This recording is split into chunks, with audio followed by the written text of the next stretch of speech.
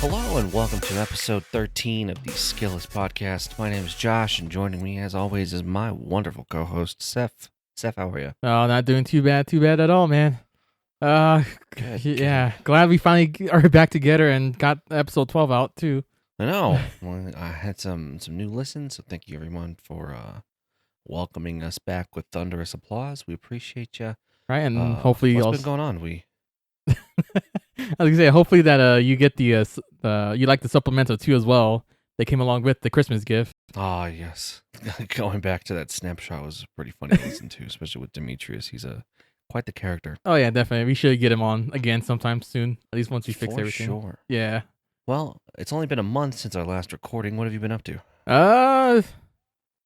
Not really jack shit, I think, at the moment, other than like trying to edit the podcast, but also then like trying to deal with the holiday stuff too as well. But other than that, nothing really much changed. You?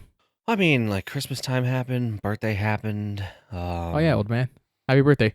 I know. Yeah, I'm 30 now. I got a skillet, an air fryer, and a gravy boat. So they rushed me into my 30s fairly quickly. Oh yeah, we definitely sure did. I'm not complaining though. I will happily use all of those things. I have to go pick up my groceries tomorrow because prepping for New Year's. Oh yeah, huh? It is like this week too. Exactly. Other than that, I do have a couple notes I do want to talk about today. One, you and I both watched the Sonic movie. Oh yeah, definitely. So we will throw in a spoiler warning for when we get to the nitty gritty. But the one thing I've been teasing you about for a little while, and we've been waiting to talk about in person is the honey scandal. Now you've avoided everything up to this point. Am I still correct? Yeah, there's two videos that kept teasing me on my recommended on that one, and I was like wanting to press it. But I was like, no, Josh will tell me. I want my surprise to be legit at this point too as well. Okay, so I will break this down for everyone to understand as best as I can. First off, do you know what honey is? Yeah, I actually do use it on my browser and stuff like that. After the conversation we are about to have, I promise you'll uninstall it. Oh, I'm sure at this point. Okay, so for those of you who don't know, honey is that browser extension where everyone's like, try honey, it's free. It saves you, coupon codes that it scours the internet for to find you the best deals and applies them to checkout. Whether that's 15, 5%, blah, blah, blah, blah, blah. They automatically apply it to checkout, and then you, quote unquote, save money by them finding you the best deal. Sound familiar? Yes. Okay. So here's where things get kind of fucky. Okay. The best way I can explain this is that the YouTuber known as Megalag did a very deep dive into honey's practices on how it saves you money. Because Markiplier said something like 4 years ago that turned out to be true, is honey is kind of sus because how can something be free and they generate revenue? That's kind of true. I kind of never thought about that too as well. It's an eye-raising question. How do you generate money for a free browser extension? Did you know that honey was bought by PayPal for $4 billion? I think I remember seeing about that news a while back, I want to say. So PayPal itself owns honey in a purchase in 2020. Now, the way it earns you money, or it earns money, is pretty deceptive and borderline fraud. What? So, before I get into how this happens, do you know how affiliate links work? Yeah, usually they send you, or they give you a link for yourself, and then once you paste it into the description or wherever they set it in, usually the people that will use your link account they'll give you money for it at that point. You'll get like a basic, yeah. Yeah, you'll get a small commission for referring the person to the website. Now, the way that this works in the internet is it generates a cookie. I'm sure every single one of you that pops up onto a website that says allow cookies, you just click yes, and you have no idea how that works. So when you're using an affiliate link, it generates a cookie for whatever, blogger or website or YouTuber that you clicked that link from. And generally, the last click counts towards whoever gets the credit for it. So let's say you were reading something on a website. Let's just say, like, I don't know, you found cool shoes on like Complex. Yeah. But then you do a little bit more research on those same shoes on a YouTube channel. If you clicked on Complex's link and then clicked on the YouTuber's link, the YouTuber would get the credit because it overwrites your last click Huh. for affiliate link for the cookie used. Now, back to how this works. So, Honey will always pop up at checkout whenever you are finishing up a transaction saying, "Hey, would you like to find coupon codes?" Yeah. If it finds you a coupon code, it applies it to your cart. But what happens secretly in the background is it opens a new window, like a small fake window, real quick, and it steals the affiliate link response, overriding the last click, so PayPal technically gets the sale. Oh, that's scummy. So instead of whatever YouTuber link you clicked for an Amazon website or for whatever you were looking for, Honey, in doing so and trying to quote unquote apply coupons, is overriding this and stealing money, allegedly, from the influencers and the people who are trying to generate this revenue. That's so fucking well. I mean, now it's gone. So that's so fucking scummy. Oh my god. So that is the one of the fucked up ways that they snipe a sale for commission-based stuff. Jesus. Now, here's the other part.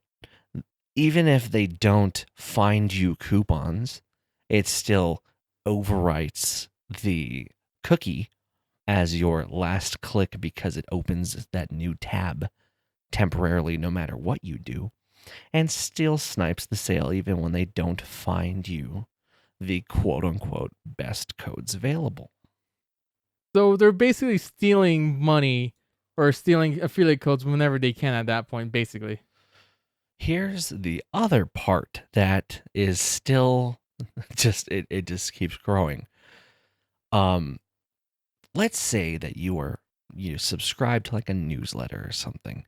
You find a better code that applies a larger discount to checkout. There's an option in Honey that's like, "Hey, do you want to add a coupon code for everyone else to use?" And you type in that code.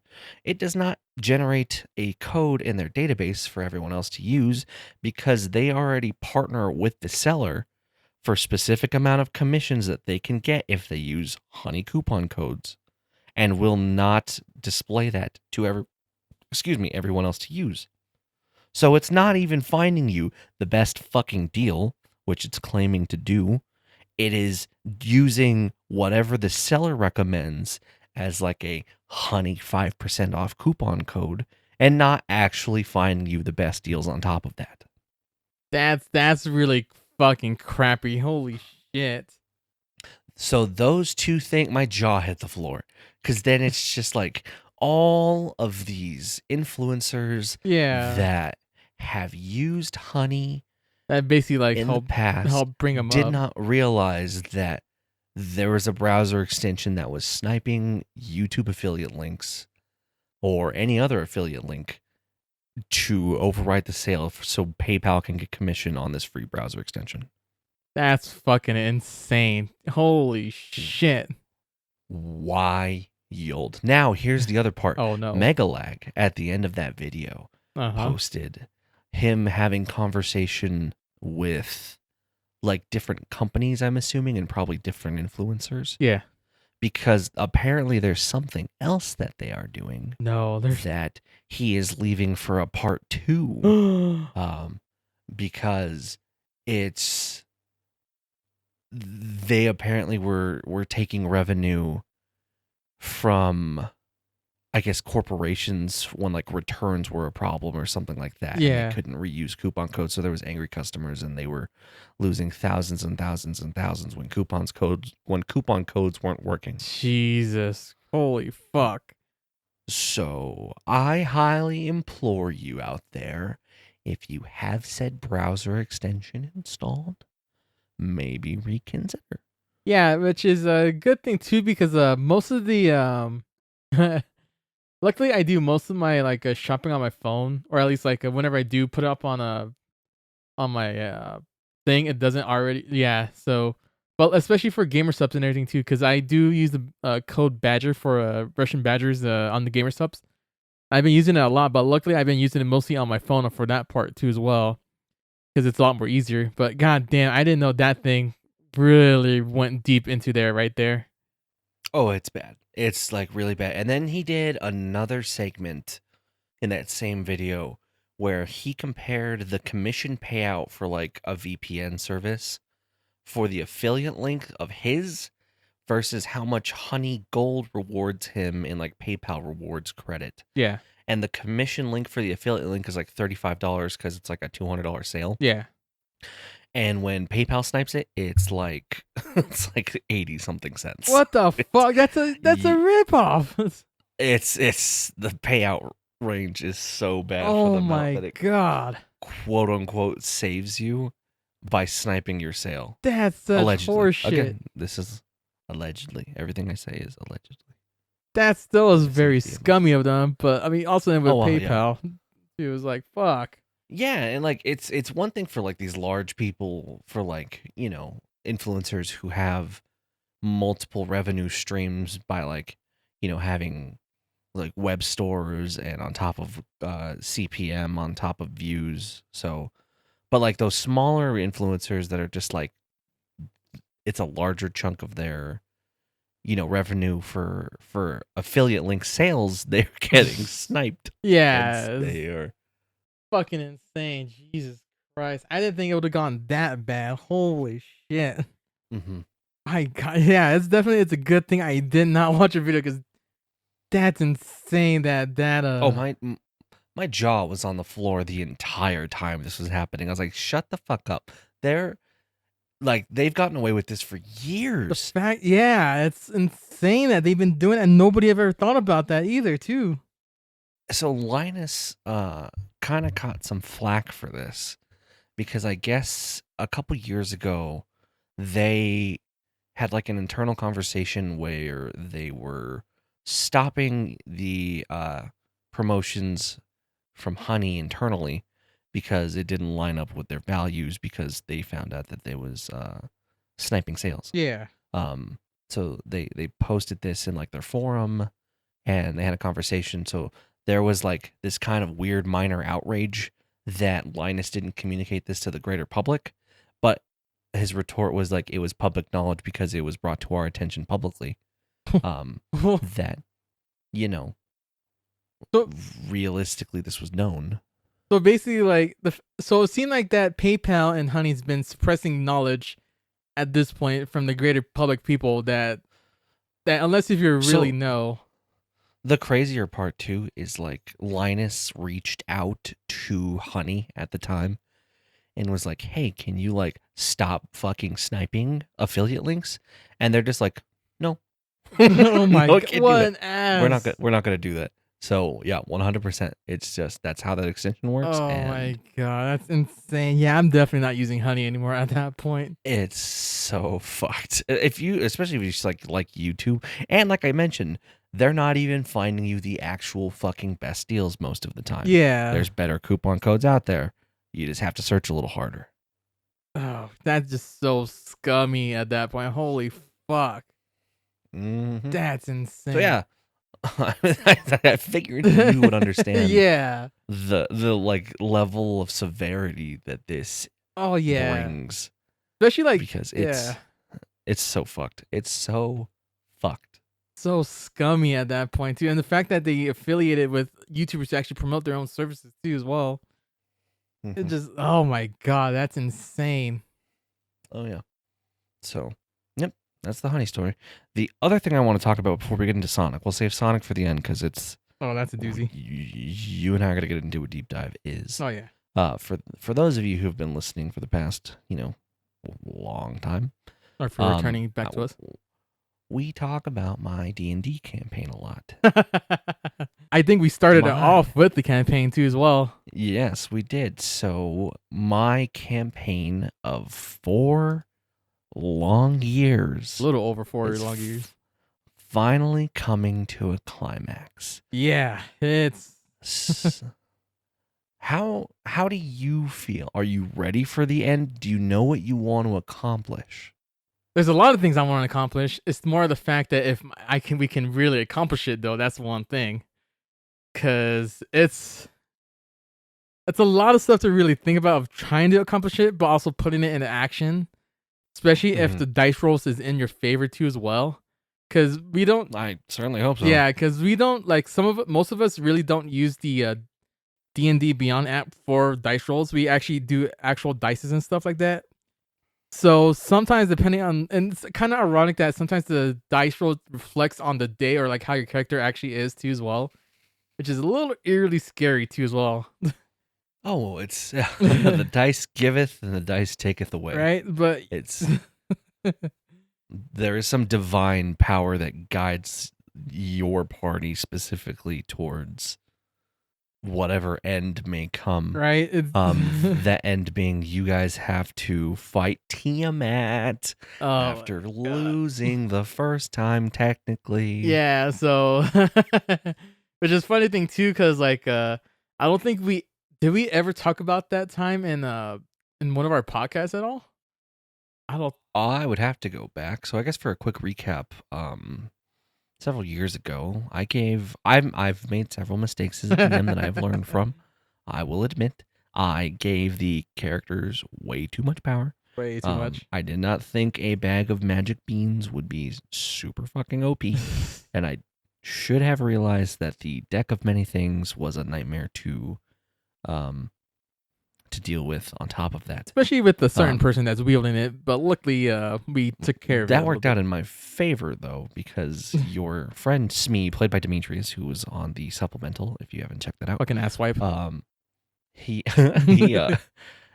uses the deck as frequently as he can, including with evil NPC players. So when they were using the deck with the Cult of the Dragon, who is loyal to Tiamat, they spawned a wish, and guess what? The cult wished that they win, and boom, several of them spent years in prison. Several of them spent time building a rebellion because they had lost the continent of Neverwinter. So they have been dealing with their repercussions ever since, trying to from then it went from like the source books of we were doing we started with Lost Mines of Phandelver into Horde of the Dragon Queen, Rise of Tiamat for the source books. Now I have taken them to Critical Role Land, where they're on the continent of Wildmount, trying to I guess amass an army to take out the final fight with your comrades. Yeah, which also then like the reason why it took in us so long too as well, because at one point Josh didn't really DM at all. He was like, what was it? You were like, sit down. yeah, he basically was like, looked like he was like tired. You were kind of like out of it too as well, especially for how long you've been DMing, like just consistently straight too. It's 4 years, I know. Yeah. But like we came back stronger than ever. Yeah, so because and then I would say this time back, I have cooked harder than I have cooked before. Yeah, he made. Oh my god. Yeah, he made it a lot more scarier this time at this point, and I am afraid of how. Let's just say that because two of our characters or two of our party members have already died. I think I was probably the one that had the first full death too as well, that I don't think anybody expected to die too.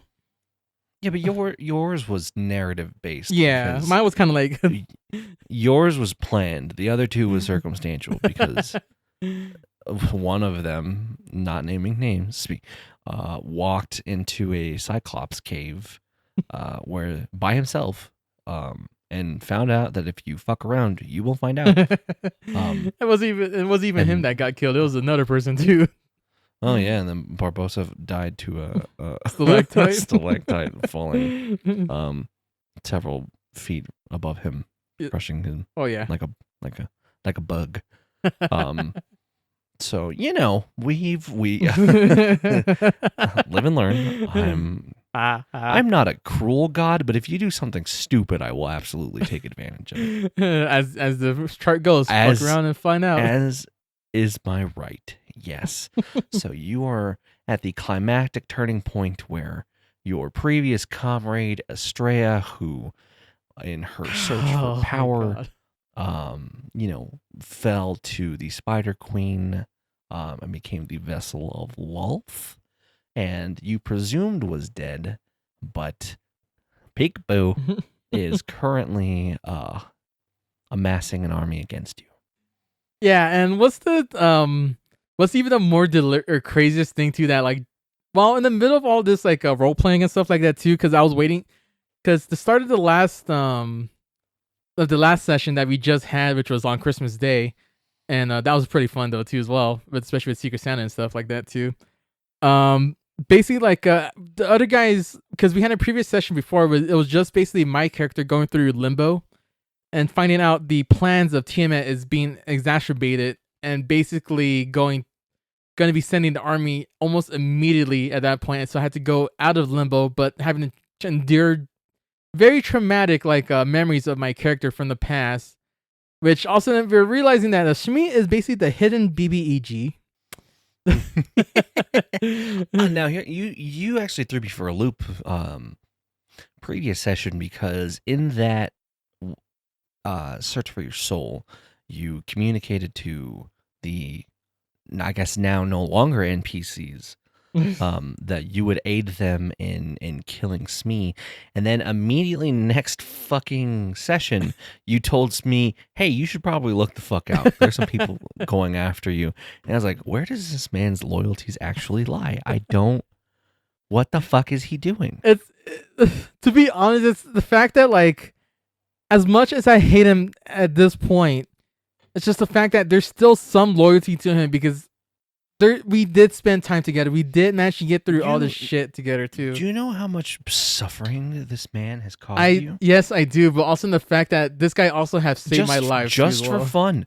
For fucking on a whim. It's just for fun. He likes fucking with you for fun. But also, you should know my character by now, that like, even though like he is much want revenge on him, or like much want to kick his ass too as well, the fact that he stayed with him too as well, and just like, he still feels the loyalty on it because of his backstory being betrayed in there too, and having that person that he knows he can count on, even then he still feels like, I gotta tell him at this point too as well. It's like, we've been through too many shit together just for me to just have him just die off out of nowhere too. That's not out of nowhere. It's just. Well, it is 100% just for the trail of destruction and chaos that this man has wrought throughout 2 continents, let alone, lest you forget the chaos that he's also fucking bringing in your Spelljammer campaign, because this man is just a menace. At least with the Spelljammer campaign, at least I know I can fuck with him. At least it's you guys are the one that's gonna have to deal with it. I'm the one that's just like know how to fucking curve all this whole bullshit. Everywhere we go, it's a fucking trail of chaos in Spelljammer, because this motherfucker decides, oh, I'm gonna go on a fucking enemy ship with no means of communication, tell no one that I'm going there, hope that they can track me down, and hopefully I don't fucking die. Like, what are you doing? Or I'm gonna get captured and fucking enslaved to perform in this fucking shitty casino for the rest of my life, because I like causing attention to myself. Chill the fuck out. Hey, I just want peace. We could be a merry band of adventurers, actually saving towns. I don't like leaving every fucking planet I travel to in Spelljammer with a wanted level. Hey, to be fair, that freaking the casino was actually being very helpful. Actually keeping the slaves, indentured beings. Indentured servants, yes. Yeah, to keeping them at least maintained and healthy, at least, Sure. I mean, they were very well, compensated for their indentured servitude. I mean, I did say that they were going to get paid at the very end of their services of like whatever money they made. So they could have easily made, like, depending on, and as I said, there is a tier scaled of like if they can get themselves stay on the main act or they slowly go down and stuff. Like they could either lower or rise their ranks stuff, and they'll get paid for those days that they keep going on and off as well. So they could get paid either handsomely well or like just enough to actually get by. You know?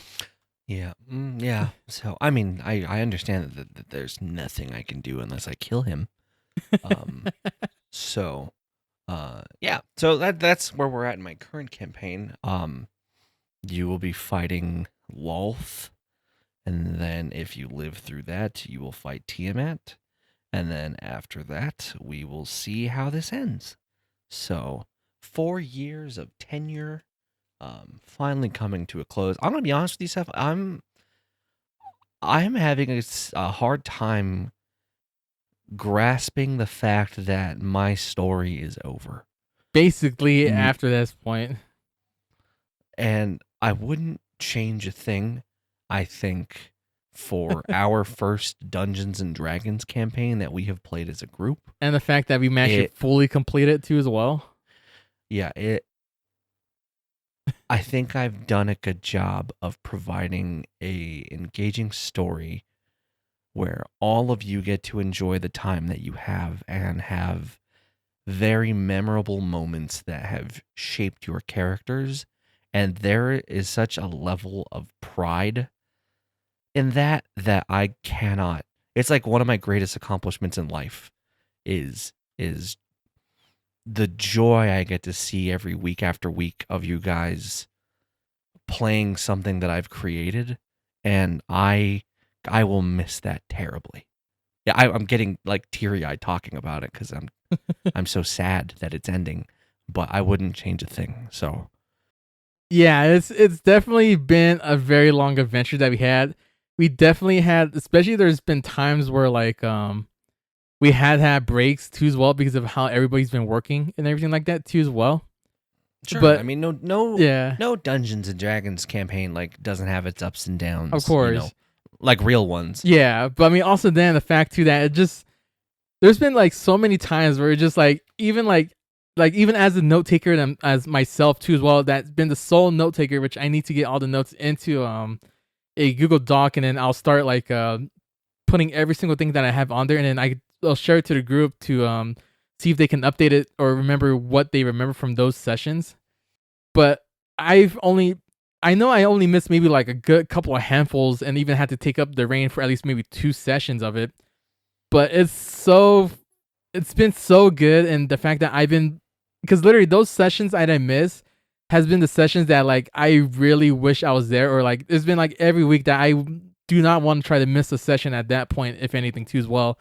Just because of so much fun that I know I'm gonna have at least once per week that I can easily look forward to, and especially like just with everything going on too, it's just the one like thing per week I really love to go through, especially with my joy of like storytelling too as well that I really enjoy about that too, especially as role playing too, and even able to like communicate with other people too. It just makes it so much more like fun, just able to like act it out and even do stuff like that too as well, which actually got me to wanting to actually like put more effort into my Spelljammer campaign, as well as like wanting to make it a little bit more, I would say, bombastic too as well. And it just yeah, it's just been so much fun. And as I told you before, like during when you were coming back from that last campaign or the last session, that I want to like make at least an audio drama of our whole Sinister Seven story campaign too as well. Mhm. And yeah, it's just the one thing that I'm. It's just one big old thing that it's just so great to just have to look forward to every week, and it's just crazy to see that this campaign is basically coming to an end, and it's kind of hard to think about it too as well. Well, it's also been, in truth, like therapy for me. Yeah, Um, like prior to us starting D&D, like I was in a fairly dark place, mentally. I had like several mental health issues. This was before like I had started going to therapy. So the excuse to get out once a week and guarantee have this time frame where I get to, turn off my brain and just enjoy a moment with my friends week over week with the people I care about the most in this world is just so fulfilling and needed, and it really reshaped who I reshaped the bonds of friendship that I had with all of you people that I now consider my family. You know, like this core group of like 8-9 people I would die for, and I cherish all of you and I love all of you so goddamn much. And this, I didn't realize how much I needed this, and now like I understand that, like, you know, you're taking helm now with Spelljammer moving forward, but it's just I'm so thankful that this turned into the magic that it is, because I will cherish these moments forever. So Yeah, it's definitely just been such a fun, and as you said too, it's really just been just so fun, just being able to just ignore everything in the world and just able just to focus, just having fun with everybody else. And it's yeah, the stresses of your life go away. You get to, you know, put yourself in a position of a different perspective for a different character, and you just get to enjoy your time. yeah. It's just there's no words to describe it. It's just it's so good. So I do have some like ways that I've come up with your story's end, and today I spent a good 2 hours with Erica going over different scenarios if you succeed in saving horror or if you fail. Yeah. So I'm excited. I'm sad, but I'm excited. Would I DM again? Or Yes. not for a while. Oh, Would I DM soon? No. God. I bet. Yeah. No. I think 4 years on, 4 years off is a good fucking time frame. Plus, I know like Stefan had considered, you know, DMing in the future. Yeah, because I would be terrified to run a campaign under Demetrius, but I will try it. well, I mean, to be fair, also, then they I think him and Demetrius were the next co DMs at that point too as well. Yeah, and that's true. Yeah, Which would be cool because, like, one, as you know, DMing for a party of 8 people is sometimes a nightmare to run. So having, you know, less people would be beneficial for, I guess, ease of DM stress. So there's that. But yeah, man, I'm excited, but I'm sad. I'm curious to know what you all will accomplish. I'm excited to have this like epilogue that ties into Spelljammer because certain things need to happen canonically. yeah, basically that transfers into Spelljammer at that point. And I have written out several ends to those who live or die. Just to clarify, I have no intention of killing anyone. If that happens, it happens. If it doesn't, it doesn't. Yeah. But I have this perceived idea in my head of how thematically I would love it to go, and I hope that that happens. So, by the time we talk for our next episode, this will have probably concluded. Yeah, yeah, basically. That's fucking crazy. Hey Josh, for a future segment, I do like, especially adding into this podcast, or at least to this episode, I kind of want to think that we should probably have a supplemental episode of just us talking about the whole campaign at this point, which I wonder if anybody would be interested in that too and joining us. I know for a fact people would be interested. Yeah. I fully think that like we could have Demetrius on again. I'm sure Lacey would like to talk about it. Yeah, like everybody I'm sure would definitely enjoy it at that point too as well. Yeah, so we could totally, you know, hook up some microphones and have a dialogue of our end. Not a lot of people know this, but I've prepared a speech. So I kind of thought about putting one too as well, if anything. Yeah, I have fully prepared for the things that I want to say. So tears will probably be shed. But overall, I'm super excited for the future. So oh yeah, we will have a full on campaign's end wrap up coming at you soon. Because we're consistent now. Look at us, we're back. I know, right? We're finally back at least maybe once per month, hopefully, if anything. It's fine. Yeah, I think that's probably should be our goal for this coming year is at least get one once per month, if anything. I mean, you and I aren't like fairly active people. Like we don't go out and do much. So 1 month recaps really work for us just because it's enough to fill an hour of a conversation of what's going on with us. Yeah. So So I think that is fine. Was there anything that you wanted to talk about prior to us deep diving into I don't know why I was gonna say RuneScape. I thought that was I over. have a I thought that was over, Josh. I have a confession. Oh, you did not relapse, did you? Josh. There's a Josh. technicality to this. There's a technicality to Josh. this. Okay, the game known as RuneScape 3, You're a aka Current Era, I have not logged into. I have been good. I have retired. However, I have been playing old school RuneScape on fucking an relapse, a fucking addict. on an alternate account. Fucking I don't pay for it. addict. I'm only doing the free content. Still fucking But- addict. I know. Well, here's the thing. So it's fun. Okay, I do actually have a segue before we go into Sonic. I am not addicted to that game entirely, but there is a game I am addicted to. Which is So we watched the Game Awards. at least a little bit of it. And yeah, like glimpses. I went back and like went over all like the winners and stuff like that. And there was a game that specifically caught my eye because it was nominated for Game of the Year, but I wasn't sure what it was. And that game is the popular game known as Balatro. And Balatro is it's essentially poker on steroids. And I was like, how the fuck is this Game of the Year? So I downloaded it because it was on Game Pass.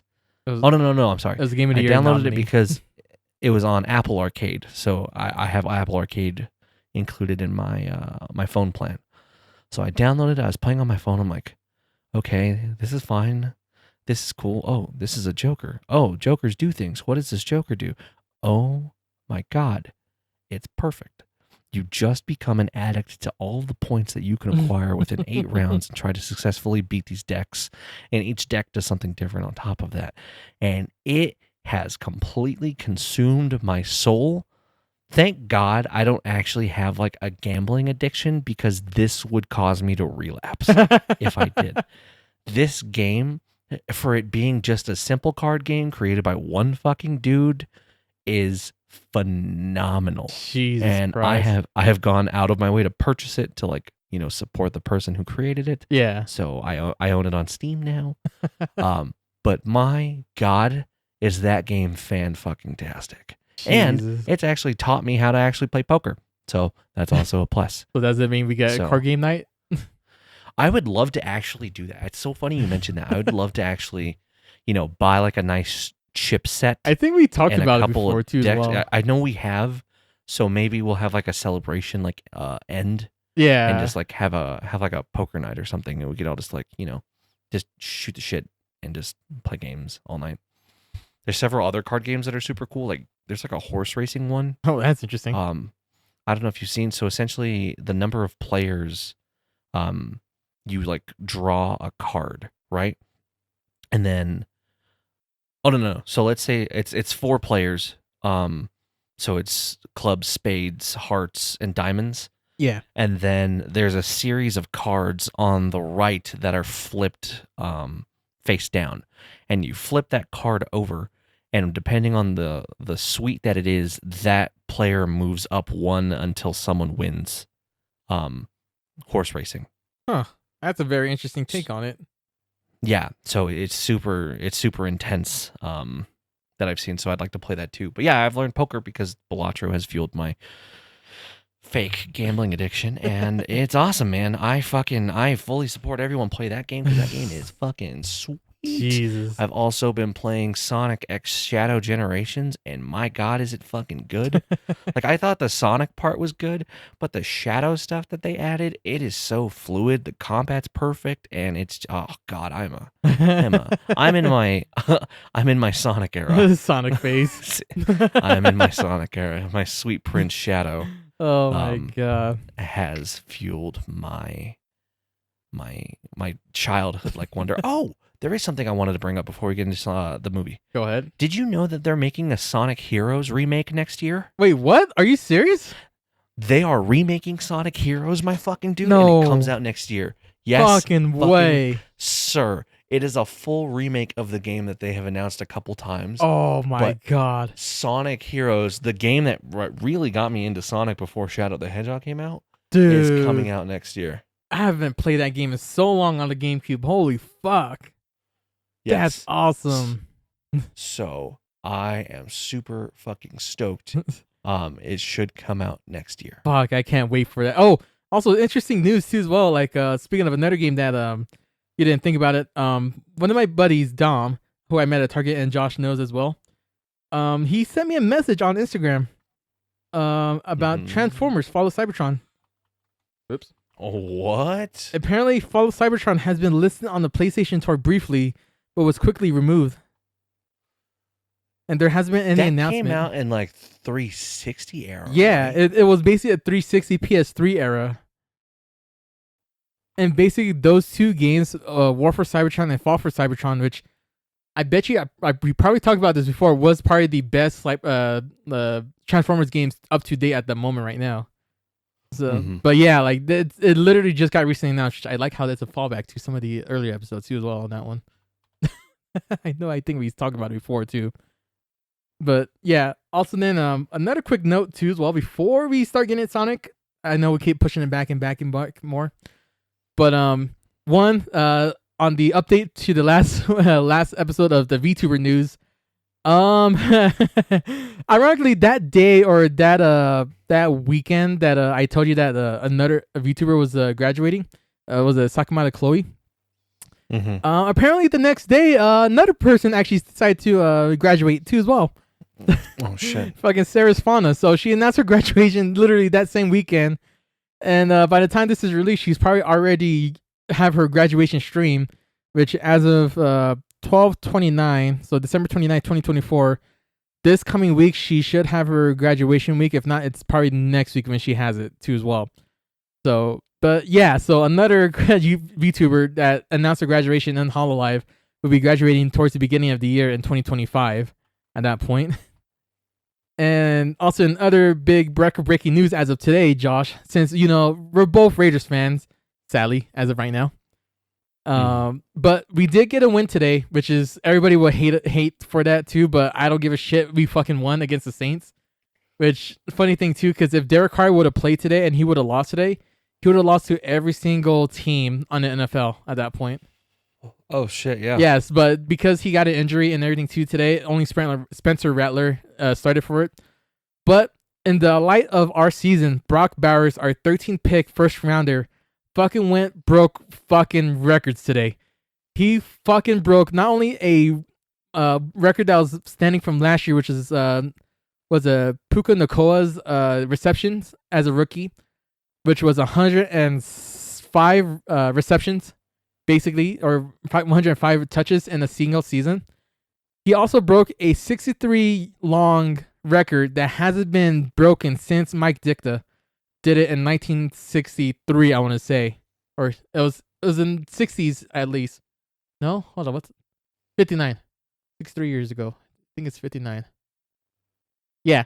So he broke a record today because he just needed 10 yards to break the record, and he's still breaking records too as well, because even he broke the franchise record for Darren Waller, which was the most catches in a franchise history by any position players too as well, which is 107 that Darren Waller did in, I think, 2021, I want to say.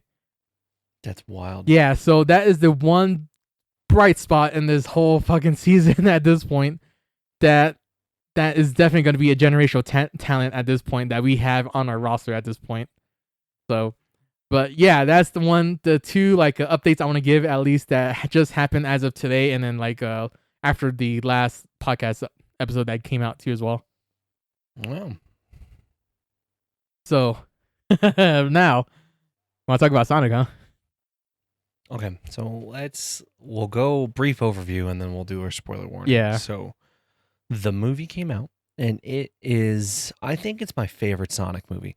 That's not just it's probably because I'm biased because Shadow is my favorite character in that universe, but it is just such a great homage to the history of Sonic, and not just of Sonic, but like there's several references from like spoofs and like fan made content that are just top tier, and it was 100% a movie I want to go watch again. Oh yeah, I definitely that movie is basically just top tier because I've seen every movie in theaters at least once before. Especially with like especially like when Sonic the Hedgehog first came out too as well, the very first Sonic movie came out, or at least the trailer that everybody was narking on it too as well, especially with the with how Sonic looked at that point. A comeback of the century. Yeah. And it's funny thing too because everybody was thinking that it was a joke or it was like a strategy that they did at that point. It wasn't. They said it was. The concept been saying it's not a marketing strategy. They legit thought that they would have gone with that, but the fact that they actually listened. Please excuse this interruption. Seth's computer system has actually stopped working, so please enjoy this wacky little music.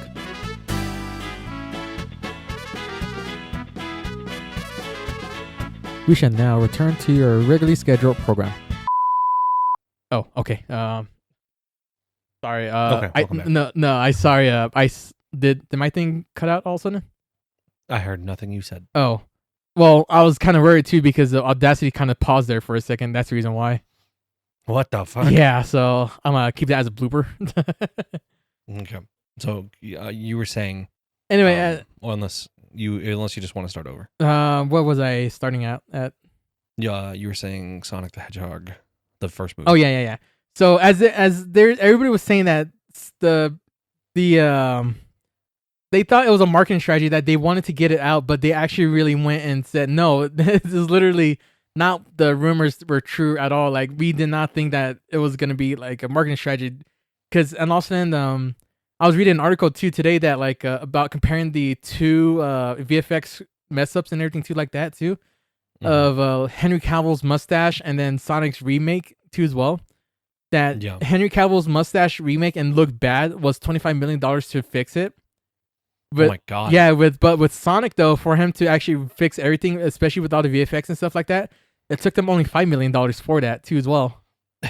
and what a turnaround from like a joke meme movie that no one was looking forward to a fucking franchise of such grand scale that everything that they put out is I'm hyped for. I'm more hyped for like this universe than I am for Marvel. Yeah, just because it's never a bad time. It's just so good, and the things that they are cooking up at the end, like oh my god, I'm so excited for the future of Sonic and what's to come. Right, and yeah, like it's crazy too because as I said, I've seen each and every movie once in theaters, and each one's been knocking it out of the park in each and every iteration it goes. Especially this one. This one I watched the day of, like that Friday it got released, and I tell you though, I was speechless at least, or if like I had to take a deep breath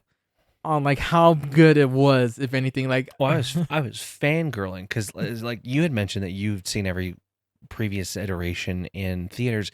This was my first Sonic movie in a theater, and let me fucking tell you what a grand experience that was. Oh, dude, you got it at the perfect time. The fight scenes are perfect. The music was absolutely banger. Top fucking tier. Every single thing. Like the pacing was a little fast. I will say that. But once things kick up for whatever, plot backstory you need, my God, it is just so 10 out of 10. Perfect. I want to go back and rewatch this with you. We should totally schedule that just because I need to relive all of these moments. Dude, I'm fangirl. I'm fucking off like for the next like till Thursday, so I'm fucking down at this point. Do you go back to work on Thursday? I go back to work on Thursday. Fuck, I'm off on Thursday. Oh damn it. We could figure it out. Yeah, it's definitely. Fine. I'm not. There will be an opportunity. Oh yeah, definitely will be. So, spoiler warning. Everything moving forward will be talking about the movie. If you haven't seen it yet, please stop, watch it. Stop listening to this. Go. I will buy your ticket. No, I won't do that. But go now. Okay, so the movie starts perfectly with that tragic backstory that we all know and love of Shadow and Maria. Which Uh, which also then, if you played Sonic Adventures 2, it's basically that whole story, but it's basically they altered it for more PG family, but also they still make it their own twist onto it too as well. yes, I'm. So- I won't say this sounds so fucked up, and it's gonna be put on the internet forever. But fuck it. I'm so sad that they didn't shoot her like yeah. they do in the video games. I think that the way that they presented her death still gave Shadow enough reason to hate Oh, Gun easily at that point. and want revenge. But I mean, for the iteration that it was well executed. Oh, Absolutely. easily at that point. So good. And Keanu Reeves, who plays Shadow, like at first it's like, okay, this is Keanu, like this is 100% Keanu, but he morphs into Shadow so well that you forget that it is Keanu, and it's just like it's this perfect representation of this character. See what I mean? I Like, think yeah. he really grew into it over time. Like the first couple scenes, I'm sure that he was like, shooting and recording lines for. He's like, okay, what the fuck am I doing? And then at the end, it's just like, oh, I'm 100 hype for Shadow Keanu. Yeah, see, Um, but yeah, moving forward. yeah, because that's what I told you before, like, because I told you like before you watch it, like at first Shadow's Keanu is kind of like okay, you can tell it's Keanu, but then slowly over time you really forget that it's Keanu voicing Shadow because it really gets into the role as you said at that point too as well, and it's very interesting, especially as I said, like if you kind of like watch it at first, it kind of throws it off, but once you really get into it, it's so fucking good at that point too as well. Like he knows how to emote like for Shadow, how to get out the same exact reaction that you would expect Shadow would get to Mhm. at certain points too as well. It's just so good. Yeah. I think that the music choices were perfect. Hearing "Live and Learn" like by Crush The 40 fucking in instrumental an too. actual, not just like the acoustic version that plays at the beginning, but like Yeah. the end fight scene with the Master Emerald where they're both like supersonic Yeah, like and after they Shadow, meet up and everything too. and the dap up of the century, like those fight scenes, and then all of the Eggman robots, like the Oh hardcore my mech ones. I was god. like, oh my god, this is so fucking cool. I was like jumping out of my goddamn seat the entire fucking time. Dude. It was just so perfect. Dude, I was like nothing but smiles when like right when freaking they started making up and you just hear that iconic like notes That going on. guitar riff Yeah. of sexiness of Live and Learn Oh starts, and you're just yeah. like, yeah. I know, like once you heard that, once I heard that, I was like, oh my god, they're actually doing the song. They're actually fucking There doing the were song. there were audible cheers in the theater that I was in. Oh Just so hyped to hear. I'm surprised how many Sonic fans that there are that are like Dude. versed in the lore. yeah, you're telling me. Oh, dude, ironically speaking of fucking, hold on. Well, I'll wait till we talk about the post credit scenes and everything too as well. Like it's funny too, but My yeah. my favorite scene in that entire movie is when the Chemical Brothers starts playing Galvanize, and it's Ivo and Gerald doing this synchronized dance inside of a laser grid that is just like peak Jim Carrey in his element. And it is so fucking funny that I have probably rewatched that on TikTok probably 100+ times. Not like the people doing it, but the actual scene Yeah. itself. Just because it's so good. That song choice, whoever picked that, fucking nailed it. It is so goddamn enjoyable to watch, and it's just so funny, and the dancing is perfect, and the choreography is just so like captivating. It's probably one of my favorite scenes from a movie in a long time. I know, right? Like I know when I first saw that, I was like, oh my god, like I can't believe, because I was thinking about it too. I was like watching, like, oh my god, what the fuck am I watching? I was like, no, I can see Eggman kind of doing that, especially if he never met his grandfather, because that's the one plot twist, or that's the one thing I never thought they actually would have like changed up from the game to this one, was actually bringing back Gerald Robotnik back too as well, because in the games, basically Gerald Robotnik was already dead. The only times you ever Yeah. seen him was like in like past recordings when he's in jail. When he's chained up in prison. Yeah, Yeah. basically like that too as well. So it's like he's already dead at this point. And also then I love it's just crazy to see the dynamic of like what if Robotnik met his grandfather at that time too as well. Oh Which yeah. 100%. which is a funny thing because the other joke that you said that was pretty funny was the like I didn't know they let women in the military. Oh my god, whoever got away with that line was fucking a whole like the audible laughs from the theater were just like, God damn. That is so fucked up, but that is so On point. funny. And I have such a huge crush on Kristen Ritter because she Oh my played god. Jessica Jones in the Marvel like television universe. Yeah. So she played that gun role perfectly. Like the casting was great. Soundtracks obviously fire. Those fight scenes, oh my god, dude, they Oh, just so like good. suck you in so hard. The legendary like Akira slide on the Right? motorcycle, it's fucking top tier. Dropping down from the sky, like Oh, head so forward. good. Just Shadow is a menace, and you see it, and they did him justice and glory.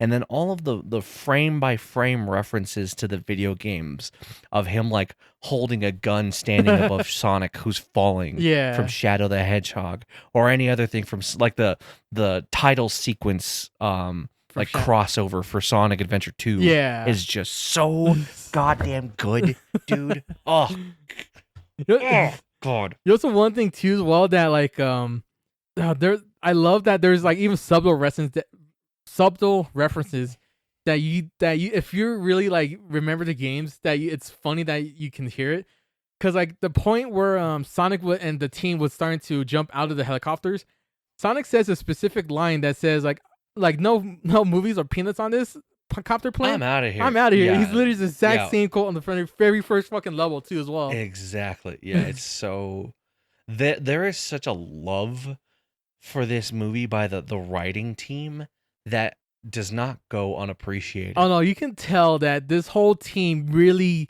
loved the fandom as much as the fans and really like wanted to This do is it how justice. this is how you make video game movies. You stay loyal to like what made it funny and like the memorable moments. You do your research. Like we don't talk about the clusterfuck that is like Borderlands or the Dragon Ball remake, The or I Halo have talked series. about Halo, Oh but we'll talk god. about that later. Yeah. Um, but like, or whatever the fuck the Minecraft movie is going to be, with a fucking like big boy Jack Black as Steve At this in a very, yeah. and Jason Momoa in like long fucking hair, and Yeah. what the fuck is that gonna be? I don't know at that point, man. It's insane. But yeah, dude, it's such a love letter to the fans and the fact that they care every single reference, which is a funny thing too, because like I wonder how they're gonna do because this one kind of got ruined for me. At least this scene got ruined for me because I was watching the Lord of the Rings movie beforehand, and they were showing the first trailer for a Sonic movie.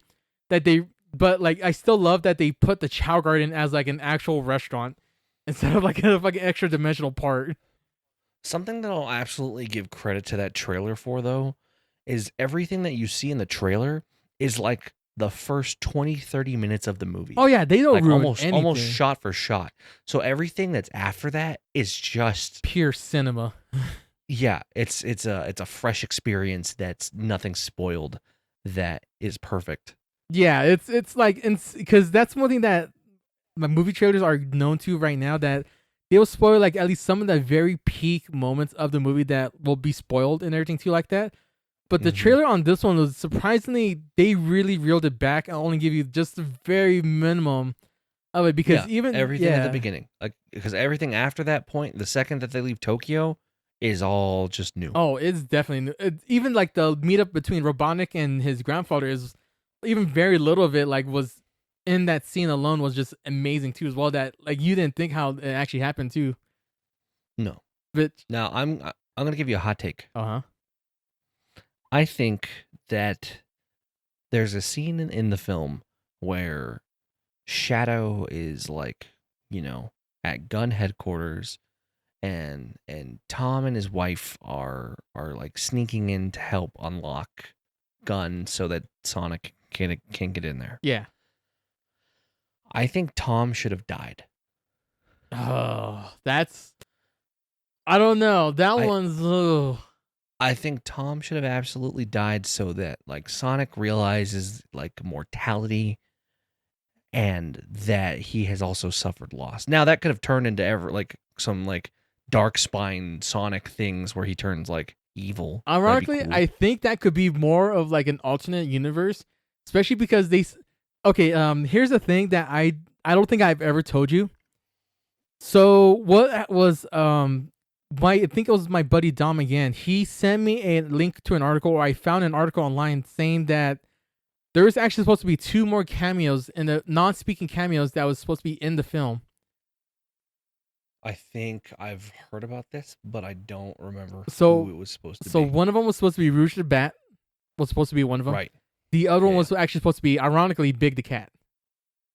Oh, I love Big the Cat. Yeah. Yeah, so I was telling you about this. yeah. Like, Big the Cat was fucking so perfect. Yeah, so there was an article that there were supposed to be 2 acting roles, but also then the fact too, as I think, as he said, they did greenlight Sonic 4 before the movie was released, and the fact too that like they may actually be, some people may think that they might actually introduce Silver somehow, so he could be in an alternate universe where Sonic could have gone evil at that point. Like it could have gone with your idea where they killed Tom, and then he might have gone over berserk on that one too as well.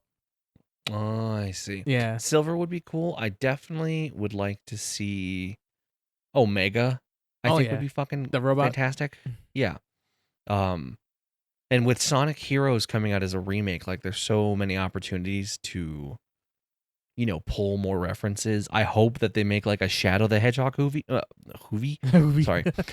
I hope that they make a Shadow the Hedgehog like movie or TV adaptation even, just because I love his story with fucking Black Doom. Because Black Doom is such a scary villain, and it's so fucking cool because like Shadow was created by fucking Black Doom. Yeah.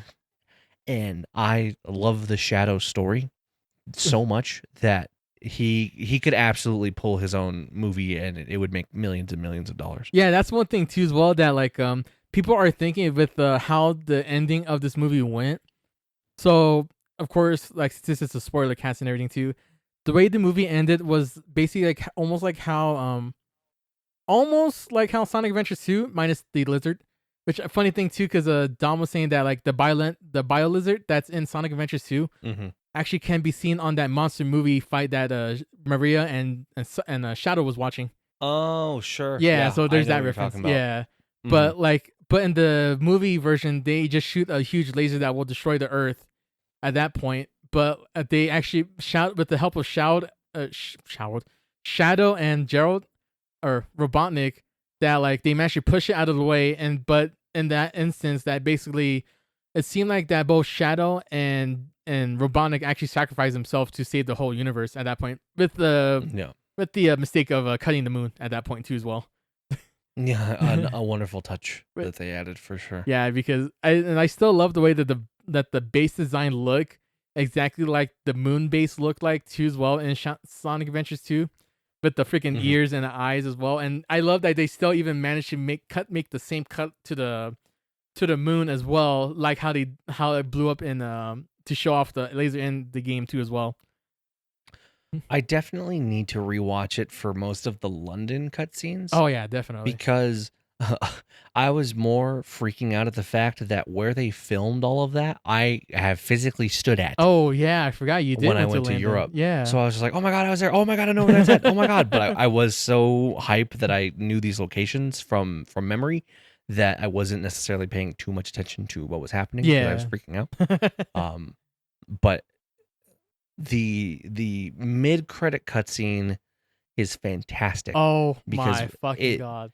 It tells you that there's definitely going to be more Sonic. Oh my God, dude. And introduces Mecha Shadow or Mecha Sonic in such a fucking awesome, intimidating way that there's not just one. There's multiple, an army of them. Yeah.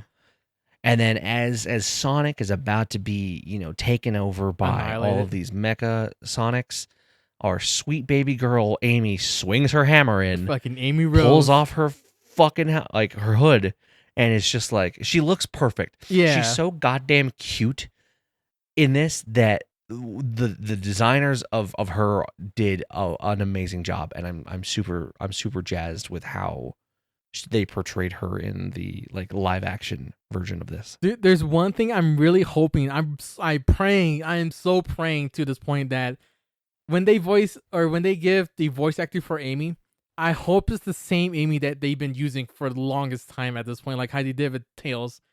Because I really hope so, because a lot of the voice acting gaming actors doesn't get an opportunity to actually transfer from the games to the big screen. And I think with how Tails is, the way he managed to able to leap from the games to the movies, I think probably broke the barrier for that entry at that point too as well. So I'm hoping that allows, like, if they want to have the video game voice actors able to go reprise their voices in the movie version themselves at this point. And it just, yeah, like as you said before, I was watching the credit scenes and everything too, and I literally said to myself, if I see Metal Sonic at this one point, I will literally shit myself. And when I saw the very first fucking scene of him and just how perfect it looks from the game itself transferred into the movie verse, like there was no designs on there that I could see that was just a flaw, or like I can pick out that everything was just top notch, almost near perfection at that point. Oh, 100%. And as you said with Amy too as well, just seeing like everything, all this Metal Sonic just did trash, and then also seeing the hammer appear, I was like, no fucking way, they're showing Amy at that point. And then when she reveals the hood, I was like, oh my fucking god.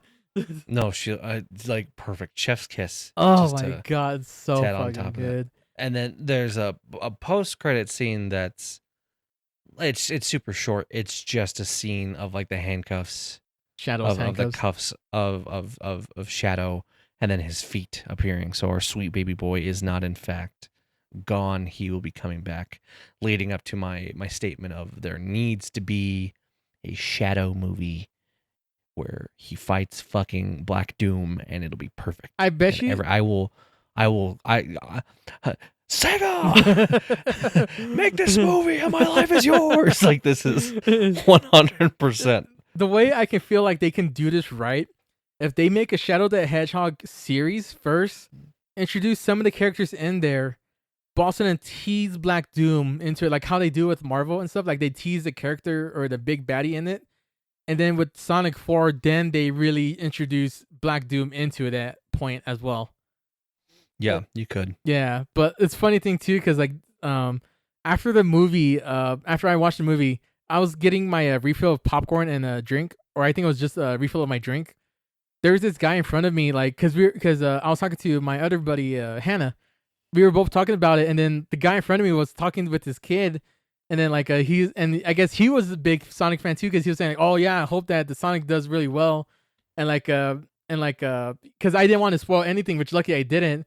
And he goes like, man, I hope they bring in Metal Sonic in here. And I couldn't say nothing. Like, well, I hope so too as well. If anything, that was pretty good. You should probably watch the mid-credit scene at that point. It's like, oh, okay, cool.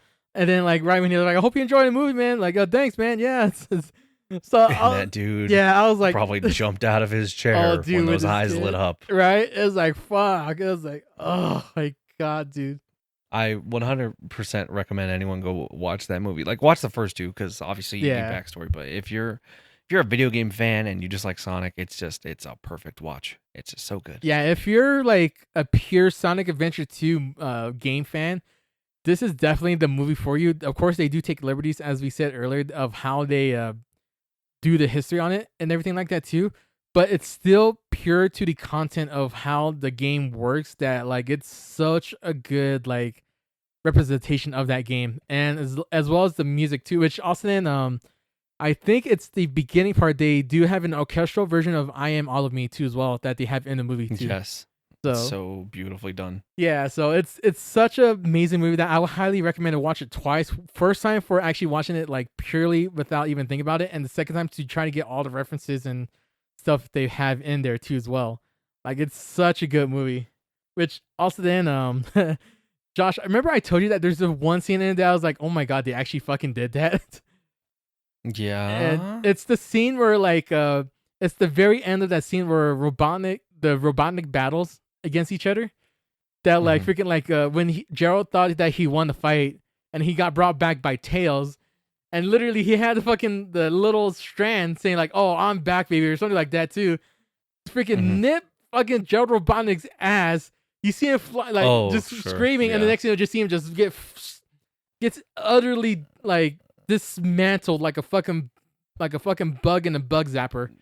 They get like really high off of those like hedgehog and a echidna quills. It's Yeah. just like it's so bizarre. And the line that "You're no Maria," my jaw Right? dropped. It's like, God damn, you savage asshole. I love it though. Right? Like, oh my god, dude. Like, but yeah, that was ironically, that was the one scene that like caught me off guard. I was like, holy fuck, they just outright killed him like that, but no fanfare. So like, god Yep, damn. gone. It's deleted. Like, like it was just so anticlimactic of a fucking villain he was too. Oh Oh, my 100%. god damn, dude. But But yeah, that I definitely want to Yep. watch again. let's go. Go watch it. Yeah. Oh fuck, it's such a good movie. Well, thank you for tuning in to episode number 13 of the Skillless Podcast. Be sure to follow us on anywhere you can get podcasts, YouTube, Apple Music, or not Apple Music, Apple Podcasts, Spotify, blah, blah, blah, blah, blah. And then we will catch you in the next episode for a D&D catch-up. I'm super fucking excited. Yeah. And we'll catch you next time. See you later. Also, then one other thing too, as well, that I keep forgetting that we keep having updates. I finally updated the YouTube channel, so now if you're listening on the YouTube channel itself, you actually will get updated along with all the other ones. So as long as we upload to Spotify, you'll get also on Amazon Music, on Apple Podcasts, and now on YouTube and YouTube Music as well. So now you won't be behind like how we used to do it, which I'll say sorry in advance before then. But yeah, hopefully you enjoy being along as well with everybody else too as well. Yep. Check it out. See ya. See ya, Konnichiwa. fucker. I'm not into it. I'm not. You're not into it. I'm not.